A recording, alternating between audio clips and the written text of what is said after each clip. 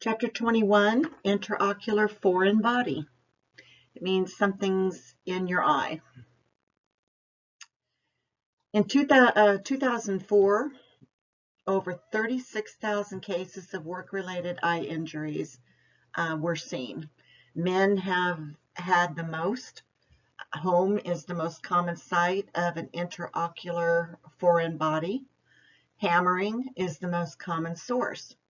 Bungee cords are also common among men in particular. Here's an eye injury from a bungee cord.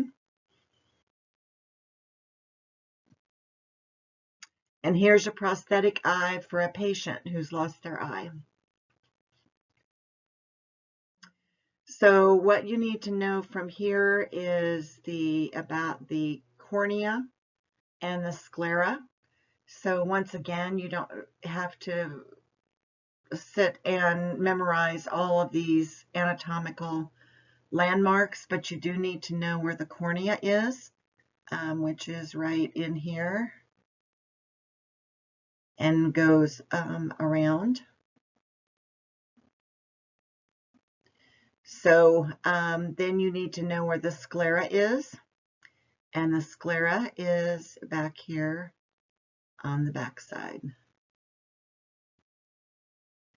So the cornea it's non-vascular.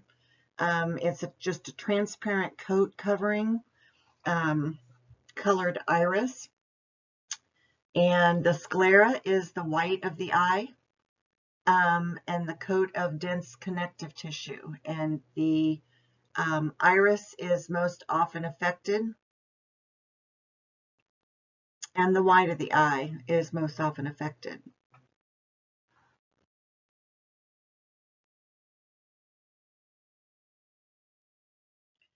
So consequences of a foreign body in the cornea and sclera.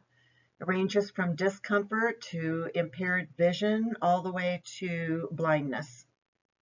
You can have an infection, meningitis, and a hemorrhage. Superficial foreign bodies and chemical splashes usually affect the cornea, right in front. The severity depends on the depth of injury in the layers of the cornea. So prompt assessment and treatment helps reduce damage. Form and composition of a foreign body determines the diagnosis modality, which treatment that you're going to take, and includes the treatment planning and management, how you're going to manage this. A foreign body is either organic or inorganic. So I would know that if I were you. Organic matters would be dirt, wood, or vegetable matter. And you have a higher incidence of infections with organic. Inorganic would be metallic and non-metallic. So metallic examples would be steel, iron, lead, aluminum, and these happen to be, even though they sound very menacing, they're well tolerated by the eye except for copper and iron, which both can cause a severe infection. Non-metallic would be stone, plastic, glass, and other minerals. They are well tolerated by the eye unless they have sharp edges or are large. Feeling some sensation ranging from burning, itching to severe pain are some of the signs and symptoms of an intraocular foreign body in the eye. So other symptoms would be tear production, double vision, light sensitivity. Superficial bodies not involving the cornea can cause discomfort but not severe pain. If the cornea is involved, more intense pain with uncontrolled muscle contraction called blepharospasm. Low velocity objects usually are found on the cornea. High velocity objects usually enter into the globe or orbit. Very small high-velocity objects can penetrate and have external damage. Metallic objects can rust and can be difficult to remove. It can produce severe inflammatory response. Contact lenses or glasses can break and fragments can become lodged in the eye. Reduction in visual acuity is unlikely if it is superficial or on eyelid of the conjunctiva or are low velocity. A high velocity, you have vision loss is more likely and will be sensitive to light. Treatment of a superficial foreign body, you have two options. First of all, you can take a cotton swab. You want to instruct the patient not to rub their eye because whatever's in their eye can cause the cornea to scratch or abrade. The operator should wash their hands and re-glove and gently pull down the lower lid and have the patient look up. If the foreign body is obvious, they can remove it with a cotton swab. So you're going to moisten the cotton tip with saline and mop the subtarsal plate. And you want to direct the cotton swab away from the pupil, so you obviously don't scratch. So this would be an example of what you would do with a cotton tip applicator.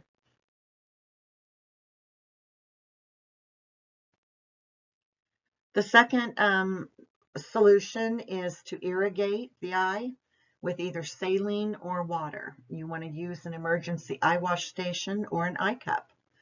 And I think we have gone over the eye wash station in 101, and you will be able to see what that is. So you let the water run on the cheek to check the temperature, and then you want to irrigate from the medial to lateral portion of the eye, and you need to know that. So go from the inside to the outside of the eye. So use this method for any liquid or chemical. So here would be removal of an intraocular foreign body using an eye wash station. So likewise, you always want to check the temperature. When somebody has something wrong with their eye, it's so annoying. You want relief immediately. And they sometimes don't want to wait to check for temperatures, but when you use an eye wash station, you need to make sure that it's not really scalding hot water that's coming out of the eye wash station before you have someone use it. So this is treatment of an embedded foreign body. When it is embedded into the deeper layers, you want to position the patient supine or semi-supine. You don't want to attempt to remove something that is embedded into the eye. It should only be performed by eye specialists. So what you're going to do is cover both eyes with a clean cloth to limit their eye movement and seek immediate care. So prevention of an intraocular foreign body is to wear eye protection with side shields. During patient treatment, disinfecting the operatory or preparing the instruments. Sometimes if an instrument is dropped, if it drops just the right way on the floor, one of the instrument tips can break and bounce back up. Sometimes they can bounce pretty high and possibly go in your eye. Chemicals and ultrasonics and radiography processors can splash. And you need to wear eye protection anytime that you're around the ultrasonic or an older radiography processor. So since we're using the computer and sensors, we don't have to worry about that, but you may, when you graduate, go to an office that still does not have that and has the old-time processors. And I would just urge you to make sure that you have glasses on, goggles, when you operate those. So patients should also wear eye protection. And here's a picture you want to have. She has her PPE on. PPE according to before COVID anyway. For appropriate treatment, determine the pain level, the velocity. Did something slowly go in the eye, or did something go at really super high speed and embed in the eye? It's good to know the composition. Is it organic, inorganic?